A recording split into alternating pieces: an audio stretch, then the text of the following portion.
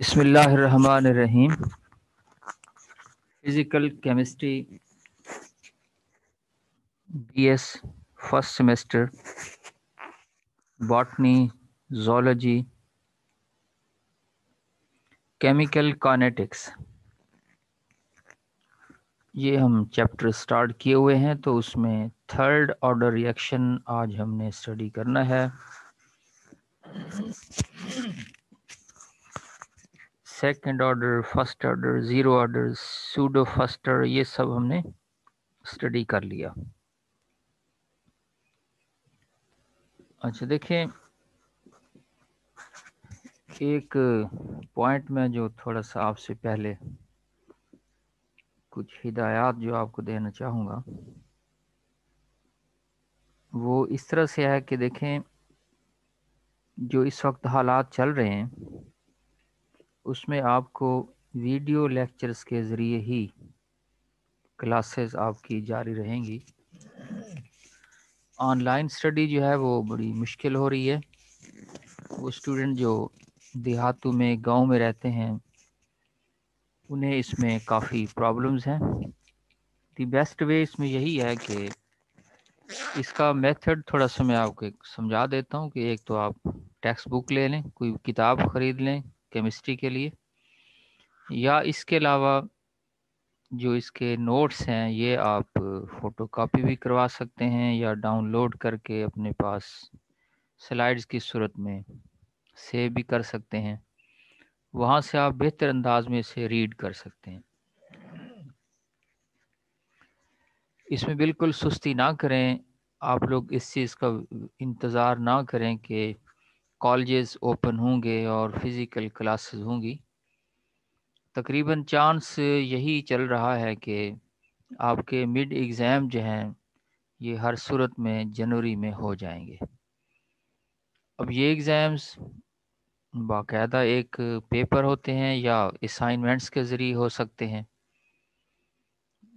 तो इसी तरह से एनुअल जो है इसमें हम ये नहीं कह सकते कि जनवरी, फरवरी या मार्च तक क्या सूरत हाल रहे।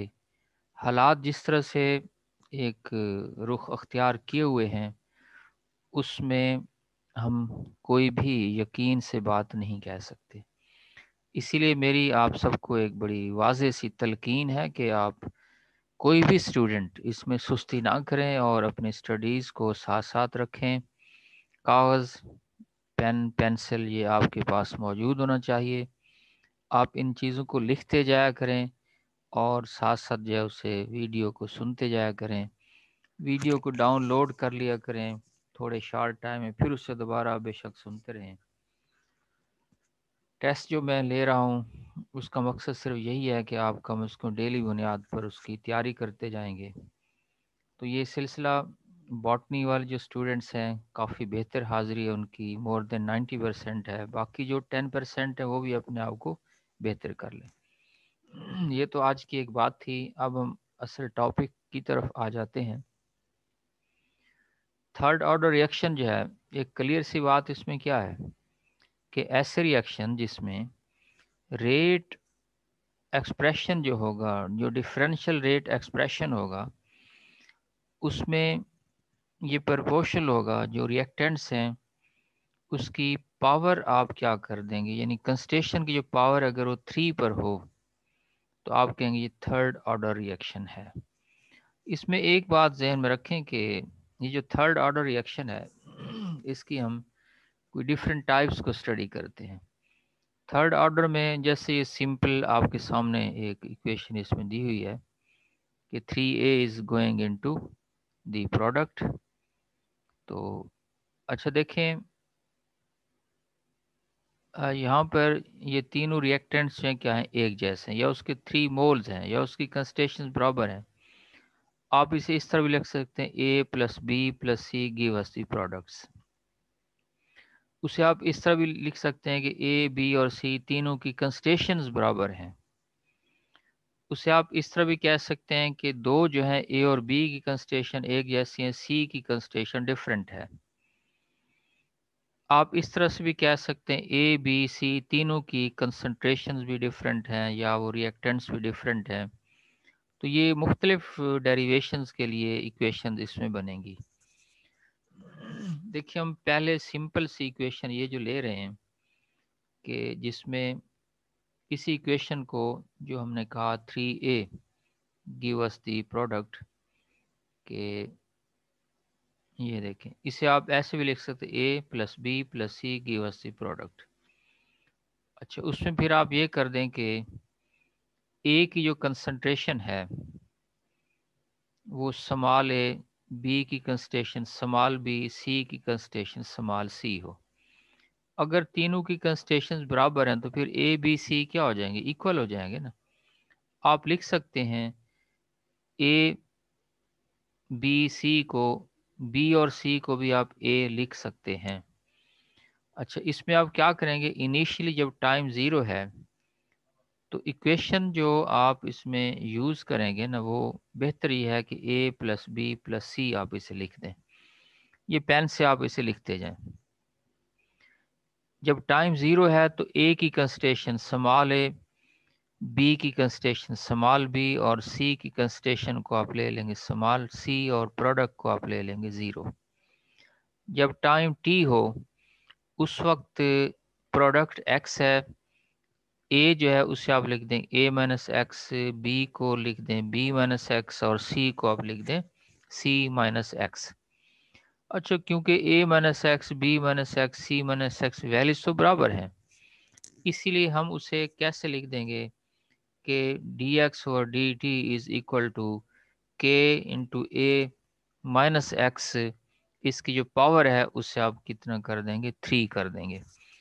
इसको रीअरेंज कर दें कि D X over A minus X power 3 is equal to K D T. अब ये जो इक्वेशन है ये डिफरेंशियल फॉर्म में इक्वेशन आ गई। इसे हम क्या करते हैं, इंटीग्रेट करते हैं, वही जो हम पहले जिस तरह से करते आए हैं। D X over A minus X power 3 is equal to K D T, इसको इंटीग्रेट कर रहे हैं हम। अच्छा ये इसकी वैल्यू क्या आ गई कि 1/2 A minus X power 2 is equal to K T plus Z. Z वही इंटीग्रेशन कांस्टेंट है और ये जो है ना वैल्यू, यानी ये बेसिकली क्या है, D x dot A minus X इसकी पावर -3। अब जो मैथमेटिक्स स्टूडेंट्स जानते हैं कि जब आप उसका डिफरेंशियल रहेंगे यानी D x dot A minus X power -3 का इंटेग्रल, तो उसकी वैल्यू क्या आ जाती है, 1/2 ए माइनस एक्स पावर 2 उसकी आ जाएगी। अच्छा फिर आप देखेंगे वही मेथड वही आप अडॉप्ट करें जो पहले आप करते हैं कि जब टाइम ज़ीरो हो तो एक्स की वैल्यू क्या होगी, ज़ीरो हो जाएगी उस वक्त। यानी जब ज़ीरो टाइम है तो प्रोडक्ट की वैल्यू क्या होगी, ज़ीरो नहीं होगी। तो हमने इससे ना जेड की वैल्यू निकालना होती है, तो यहाँ टाइम को ज़ीरो पुटअप कर देंगे और ये जो एक्स है इसकी वैल्यू को भी ज़ीरो, तो बाकी बच क्या आ जाएगा, 1/2 ए माइनस ज़ीरो और इधर के टी ये भी ज़ीरो हो गई, Z Z is equal to 1/2 A की पावर क्या बन जाएगी, 2 बन जाएगी, यानी 1/2 ए स्क्वायर। इस इक्वेशन को यानी इस वैल्यू को आप कहाँ पुट कर दें, यहाँ z की जगह पर इसे आप पुटअप कर दें। अब ये इक्वेशन बनेगी 1/2 A minus X power 2 is equal to K T plus 1/2 A की पावर 2। अब के टी किसके बराबर हो जाएगा, यानी 1/2 ए को आप इक्वेशन के दूसरी तरफ ले जाएं, ये माइनस हो जाएगा। अब इसका रिजल्ट देख लें क्या बन गया, k is equal to 1/2 t 1/a minus X power 2 minus 1/a square. अब इसका आप ले लें LCM। अच्छा LCM किसके बराबर आ गया कि a पावर 2 और a माइनस एक्स 2, तो ये इक्वेशन क्या बनेगी, 1/2 t multiplied by x into 2a minus x over A square a minus X power 2। अब देखें यहाँ पर क्योंकि एक डिफ़िकल्टी है कि कोई ऐसा मेथड तरीका बोर्ड मेरे पास तो नहीं है कि जिसमें मैं इन चीज़ों को यहाँ लिखता जाता, तो साफ ज़ाहिर है वो एक ज़्यादा बेहतर मेथड था, आपको समझ भी ज़्यादा आती। हाँ, अगरचे उस पर टाइम हमारा ज़्यादा खर्च होता, अब वो मैं आपसे एक्सपेक्ट कर रहा हूँ, तवक्को कर रहा हूँ कि आप ये काम करेंगे। क्या करना है आपने कि यही चीज़ें ना आप लिखते जाएंगे साथ साथ, तो ये इक्वेशन आ जाएगी। अच्छा, this is the integrated rate equation for the third order reaction when all the three molecules are same, यानी तीनों मॉलिक्यूल एक जैसे हैं या उनकी आप कहें कंस्टेशन एक जैसी हैं। अब इसके कुछ करेक्टरिस्टिक्स या कंक्लूजन इस इक्वेशन के, ये जो हमने ऊपर लिखी है। अच्छा, इसमें हम क्या कह रहे हैं कि यूनिट ऑफ जो के है, के यूनिट्स, एक तो देखें ना 1/2t है, तो ये 1/2 बन जाएगा। एक्स और 2a-x, ये दो कंस्टेशन आ गई। ए स्केयर और a-x स्केयर, ये चार कंस्टेशन बन गई। यानी concentration multiplied by concentration divided by concentration square, फिर मल्टीप्लाइड बाई कंस्टेशन स्केयर। और ये देखें ना, इसे आप देखें ना, ये एक कंस्टेशन होगी, ये दूसरी होगी। Concentration multiplied by concentration divided by A square है ना, कंस्टेशन का स्केयर, a-x का स्केयर, तो ये भी कंस्टेशन का स्केयर आ गया। 1/टाइम, यानी टाइम का यूनिट आप लिखेंगे। तो ओवरऑल ये 1/कंस्टेशन स्केयर इंटू टाइम बन गया। अब कंस्टेशन किस में होती है, मोल्स पर क्यूबिक डेसीमीटर, तो उसकी पावर 2 आ गई, 1/सेकंड आ गया। तो क्यूबिक डेसीमीटर, इसकी पावर क्या बन गई, 6। मोल जो है ये बन जाएगा -2 और सेकंड इनवर्स बन गया। ये तो इसके यूनिट आ गए के की, इस वाले इक्वेशन की जो 9.22 है, याद रख लें। अच्छा, फिर इसी तरह से हाफ लाइफ इसकी आप निकाल लें।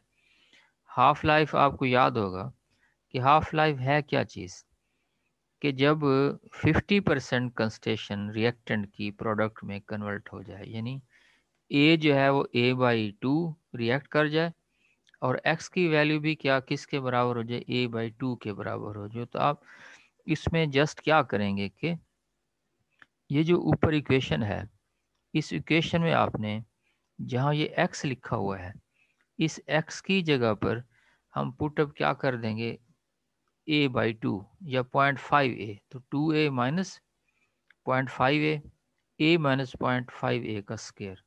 ये देखें, ये वैल्यूज़ हमने यहाँ पुटअप कर दी। हाँ, x एक इधर भी तो है ना, ये x, इस x को भी हमने क्या लिख दिया, 0.5a। हाफ लाइफ जो कंस्टेशन उसकी आ गई, तो इसे आप कैलकुलेट कर दें, तो इसका आंसर देखें क्या बन गया, 1/टाइम हाफ इंटू 1.5 और a⁻²। और इसको आप यानी टी हाफ को दूसरी तरफ ले जाएं, तो ये क्या बन जाएगा कि 3/2 के a⁻²। ये देख लें, इस सारे को आप सॉल्व कर लें, तो ये इसका आंसर बन जाएगा। यानी देखें ना, 1.5 से मुराद क्या है, 3/2 के आगे इधर से ए की स्क्वायर बन गया। ये 9.32 इक्वेशन जो है, ये हाफ लाइफ को रिप्रेजेंट कर रही है। किस रिएक्शन की, ये 9.22 याद रखें, के जो है जब तीनों इनिशियल कंसंट्रेशन या तीनों रिएक्टेंट सेम हों, तो उस सूरत में ये टी हाफ इसकी बनेगी। फिर यह है कि half life for a third order reaction is inversely proportional to the square of the initial concentration of the reactant. ये एमसीक्यूज इस तरह से बन सकते हैं। इसके बाद आप देखें कि ग्राफिकल रिप्रेजेंटेशन आ गई इसकी, कि t इज इक्वल टू 1/2 के 1/a-x² माइनस 1/a का स्क्वायर आ गया। तो अगर हम इसमें एक ग्राफ प्लॉट करें जिसमें 1/a-x² वर्सेस टाइम, तो एक स्ट्रेट लाइन अपेयर होगी जिसका जो स्लोप है 1/a⁻², यानी ये स्लोप आ गया ना, जहाँ से वाई एक्सिस पर ये स्ट्रेट लाइन इसे कट कर रही है, तो ये इसका इंटरसेप्ट आ गया, इंटरसेप्ट आ गया। स्लोप किसके बराबर हो जाएगा, 2k के बराबर होगा। अब देखें ये मैं बार बार यहाँ लिखता हूँ कि ये स्लोप क्या चीज़ है, तो ये लिख के मैं नेक्स्ट जो है लेक्चर में पेन से लिख के आपको एक बात समझा दूंगा कि स्लोप बेसिकली क्या चीज़ है। स्लोप बराबर होते हैं y डिवाइडेड बाई x, को हम स्लोप कह देते हैं। जो चीज़ y एक्सेस पर हमने ली है और जो चीज़ हमने x एक्सेस पर ली है, तो इसका d डिवाइडेड बाई इसका d, ये जो यहाँ हमने लिया है टाइम, तो इसे हम क्या कहेंगे, ये 2k के बराबर, यानी k जो है अगर उसका हमने निकालना है इस ग्राफ से, तो उसे हमें क्या करना पड़ेगा, 2 से डिवाइड करेंगे तो k की वैल्यू आ जाएगी। अब इसके एग्जांपल्स आप देख लें, third order reaction in gas and solution phase के the order reactions are quite rare and all that have been studies fall into the class, into this class के 2a plus b, 2NO plus O2, 2NO plus Br2, 2NO plus Cl2, तो इस type के reaction जो है ये third order reaction kinetics को show करते हैं। अच्छा, अब ये बड़ी इम्पॉर्टेंट, अब जो मैं आपको पढ़ा रहा हूँ ये टू मच इम्पॉर्टेंट है, इसलिए कि या तो इसकी डेरिवेशन आएगी या फिर इससे रिलेटेड न्यूमेरिकल होता है। तो ये बहुत रिपीट हुआ है सबका पेपर्स में। अब देखें ये दूसरी इक्वेशन आ गई थर्ड ऑर्डर रिएक्शन की, जिसमें a प्लस बी प्लस सी है, गिव अस द प्रोडक्ट। अच्छा, इसमें ए बी सी जो initial concentration of the reactants हैं ये तीनों डिफरेंट हैं, यानी A B C when all the reactants are different और हैव डिफरेंट इनिशियल कंस्टेशंस। वही बात के जो पहले हम कहते आए हैं कि जब टाइम ज़ीरो है, यहाँ लिख देंगे ना, time is equal to zero, A is equal to small A, B small B, C small C, ये प्रोडक्ट क्या होगा, यहाँ लिखेंगे 0 moles per cubic decimetre unit साथ लिख देंगे। फिर आप लिखेंगे when time T2 is equal to T, यानी कुछ वक्त गुजरने के बाद ये रिएक्टेंट्स रिएक्ट करते जाएंगे ना, किस में बदलते जाएंगे, प्रोडक्ट में। फ़र्ज़ करें कि जो प्रोडक्ट है टाइम टी पर उसकी वैल्यू किसके बराबर आ गई, एक्स के बराबर आ गई। अच्छा, फिर ए बी सी स्मॉल जो हैं उनमें कमी कितनी हुई, तो आप कहेंगे ये आ जाएगा ए माइनस एक्स, ये बी माइनस एक्स, ये कितना हो जाएगा सी माइनस एक्स। तो ये टाइम टी पर उनकी क्या आ जाएंगी, कंस्टेशंस आ जाएंगी। तो रेट जो है at time T D X और D T is equal to या proportional to A minus X B minus X into C minus X, या is equal to K into A B C की जो at that time कंस्टेशन उसके आ गया। अब वही तरीका इसे आप रीअरेंज कर देंगे कि D X over A minus X B minus X C minus X is equal to K D T. ये बिल्कुल वही तरीका आ गया जो हम लास्ट पढ़ते आए हैं। अच्छा, इस इक्वेशन को अब हम क्या करेंगे, देखें ना ये डिफरेंशियल इक्वेशन है, इससे हम इंटीग्रेट करना चाहते हैं। तो integral D X over A minus X B minus X C minus X is equal to K D T. आपको याद है कि सेकंड ऑर्डर में हमने ये कहा था कि जब उसकी रिएक्टेंट डिफरेंट थे या इनिशियल कंस्टेशन डिफरेंट थी, तो फिर हम उसे पार्शियल फ्रैक्शन मेथड के ज़रिए इंटीग्रेट करते हैं।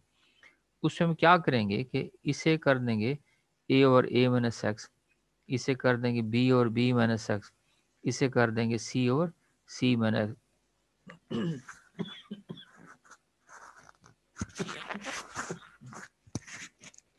इसमें हमने इसे इंटीग्रेट कर दिया, डिवाइड कर दिया। अच्छा, इससे जो रिज़ल्ट हमें हासिल होता है उसके मुताबिक, या जब डेरिवेशन इसकी मुकम्मल करेंगे उसी मेथड के ज़रिए, तो आप भी इस रिज़ल्ट पर पहुंचेंगे कि 1 over A minus X B minus X C minus X is equal to A और ए माइनस एक्स बी और बी माइनस एक्स और सी और सी माइनस एक्स के बराबर। जैसे मैंने बताया हमने इसे डिवाइड कर दिया। अच्छा, इस सारी इक्वेशन को दोनों तरफ से a minus X, B minus X और c माइनस एक्स से मल्टीप्लाई कर दें, तो ये 1 बच जाएगा ना। इधर इधर क्या आ जाएगा, a into B minus X C minus A minus X cancel हो जाएगा, b into A minus X C minus X B minus X cancel हो जाएगा, c into A minus X B minus X C minus X उससे cancel हो जाएगा। ये equation 37 बन गई। नेक्स्ट आ जाए। अच्छा अब देखें ना, ये फिर वही बात, मेथड आप जब नोट करेंगे तो बिल्कुल वही सेम मेथड हम यूज़ कर रहे हैं कि a माइनस एक्स या तो हम किसके बराबर लेंगे, ज़ीरो के, या b माइनस एक्स को ज़ीरो लेंगे, या c माइनस एक्स की वैल्यू को ज़ीरो लेंगे, टर्न बाय टर्न। वो जो लास्ट इक्वेशन 37 थी, तो फिर उसके मुताबिक 1 is equal to a into B minus A into C minus A, या a is equal to 1 divided by B minus A C minus A. और दूसरी बनेगी जब आप b माइनस एक्स को ज़ीरो पुट करेंगे, तो b into A minus B C minus B, या b इज इक्वल टू 1 और a minus B C minus B. और 1 इज इक्वल टू थर्ड जब c minus X is equal to zero put करेंगे तो equation ये बन जाएगी, या c इज इक्वल टू 1 और a minus C into B minus C. अब ये ए बी सी की जो वैल्यूज़ हैं ये उस इक्वेशन नंबर 37 में आप पुटअप कर दें। 1 over a minus X B minus X C minus X is equal to 1 over b minus A into C minus A divided by a minus X, plus 1 over a minus B C minus B divided by b minus X, plus 1 over a minus C B minus C over c minus X. तो ये इससे इसकी values आ जाएंगी, equation इस तरह से form कर लेगी। मेरे ख्याल में अगर आप इसको लिख रहे होंगे, लिखते जाएंगे इन वैल्यूज़ को, यानी सॉल्व करते जा रहे हैं आप मैथमेटिकली, तो आपके लिए इसे समझना कोई मुश्किल नहीं होगा। हाँ, अगर आप सिर्फ लेक्चर को व्यू करते जा रहे हैं, सिर्फ सुनते जा रहे हैं, तो शायद वो पर्पस जो है इससे आप हासिल ना कर सकें। इस लेक्चर में मैं बार बार एक बात रिपीट कर रहा हूँ कि कागज़ पेंसिल ज़रूर अपने साथ रखें और इन चीज़ों को सॉल्व भी करते जाएं। अब ये इक्वेशन आ गई कि D X over A minus X into B minus X into C minus X is equal to 1 over B minus A into C minus A into D X over A minus X, plus 1 over A minus B C minus B into D X over B minus X, plus 1 over A minus C B minus C into D X over C minus X is equal to K D T. अब देखें, ये हमने इसके partial fraction यानी different parts बना दिए। अब हमारे लिए आसान हो जाएगा इस चीज़ को इंटीग्रेट करने में। तो जब हम इसे इंटीग्रेट करेंगे तो इसमें से देखें ना, एक वैल्यू आपने कॉमन ले ली, that is minus 1 over A minus B into C minus A. तो बाकी जो बच जाएगी that will be D X over A minus X. अच्छा, ये आ गया 1 over A minus B into B minus C D X over B minus X. नहीं, इसे हमने कॉमन नहीं लिया, वो बाद में आएगा इसका मरहला। तो यहाँ पर ये जो इक्वेशन है कि देखें ना, उससे b माइनस ए को हमने a माइनस बी कर दिया, तो इसकी वैल्यू यहाँ हमने क्या लिख दी, माइनस लिख दी ना। ये देखें ना, 1 ओवर b माइनस ए था ना, अगर यहाँ माइनस आ जाए तो ये a माइनस बी नहीं हो जाएगा।